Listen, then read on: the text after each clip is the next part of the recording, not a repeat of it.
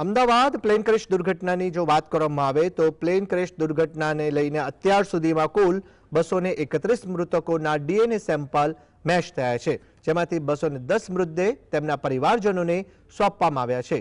Doctor Rakesh જોશીએ જણાવ્યું કે 210 મૃતકોમાં 155 ભારતીય નાગરિકો, સાથે જ 7 પોર્ટુગલના નાગરિકો, 36 બ્રિટિશ નાગરિકો, 1 કેનેડિયન નાગરિક અને 11 નોન પેસેન્જરનો સમાવેશ થાય છે.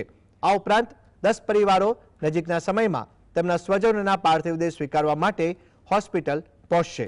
3 મૃતદેહ એર ક્લિયરન્સની પ્રક્રિયામાં છે, જે ટૂંક સમયમાં પરિવારોને સોંપવામાં આવશે.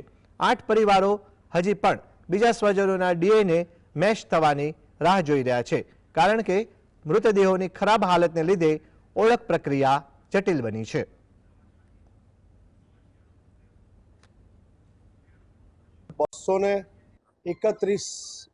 નું મેચિંગ થયું છે અને 231 માંથી 210 પાર્થિવ દેહ એમના સ્વજનોને હેન્ડઓવર કરવામાં આવે છે.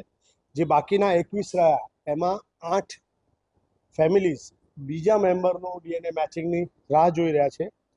10 લોકો સાથે કોમ્યુનિકેશન ચાલુ છે કે કેટલા સમયમાં લઈ જશે, અને 3 આપણી પાસે વેઇટિંગમાં છે, જે એમનું ત્યાં એર ક્લિયરન્સ થાય અને પછી એને અહીંયાથી